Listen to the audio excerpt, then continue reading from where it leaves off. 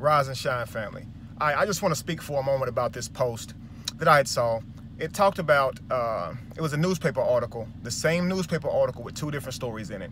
And one of the stories read that a thug who kicks an officer gets 3 years, right, in prison. Now, 3 to 6 years, something like that. And then the next article says teen who is charged with stabbing. Okay, now, the thug obviously was a child who would identify with being black, right? As he would have more melanin in his epidermis. And the child who was called a teen would identify as being white, okay? Now, here's where the problem presents itself. This makes it appear racist, right? And any person, any one of us who saw this post, we would have a leg to stand on if we were to say that was racist. It definitely appears racist. You call a child, they're both teenagers, right? You call a teenager, a human being, a thug for kicking a woman, kicking an officer, kicking another human being. That sounds like that's bad behavior, no doubt about it. But which one is worse, right? One of them, he didn't shoot a person, he stabbed him, physically stabbed someone, and he gets called a teen. Now, this would make us outraged, because I've seen this post going around, and I've seen how people responded to it. But let's take a step back, okay? Now, this happened in the UK. Now, let's look at the laws in the UK.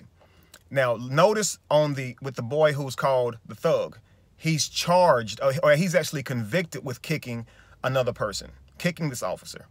He's convicted of it. Notice the other person is only charged with it. So in the UK, here's their logic, okay? If a person is charged with it and not yet convicted, it is considered illegal to prejudge that person before they're found guilty in calling them a thug, because a thug implies a violent person, right? Now, being that the other child was convicted of kicking a person, they can legally go on record and smear that person's name and call them a thug because they were convicted by a jury of their peers. Now, this is why I say it's power in words, because you see, to a person from the UK and to the people who agree with that statement, it sounds legitimate, because see, I've put a bunch of words in a sequence that made you say, okay, that's acceptable, right? If a person hasn't been convicted, if my child had not been convicted, I wouldn't want them being called a thug. But hey, if my child literally kicked a woman into ongoing traffic just for no reason, like just mad, that's thuggish behavior, right? If that was my mother being kicked into the street, whoever it was, white or black, call them a thug. You understand? But from the outside looking in, and then we just see this post without going into it, this is how they get you, family. Now, don't get me wrong. I'm not protecting the people who made the post. I actually feel like it was racist as crap. There's no words that can make me see it any other way. But again, that's based on the paradigm I grew up with. Where I'm from, people racist and they use thug just like a word synonymous with the word nigga. And we help that along, creating slogans like thug life, you know, calling ourselves thugs. We help it out, you know, by using it and trying to turn it into something cool, right? So we can't put the blame totally on everyone else and not ourselves when we accept the term and call ourselves that with pride. I mean, Tupac had it tattooed on his stomach. You know what I mean? Let's be honest. We pride ourselves on being gangsters and thugs, and so we can't really get upset if someone calls us that, right? Well, we can, because that's an insinuation on someone when they didn't make that claim about themselves, and that, of course, makes it racist. That makes it derogatory in nature, right? How about stop calling people thugs? Here's what we can understand. In life, humans make mistakes. They kill people, they lie, they cheat, they steal.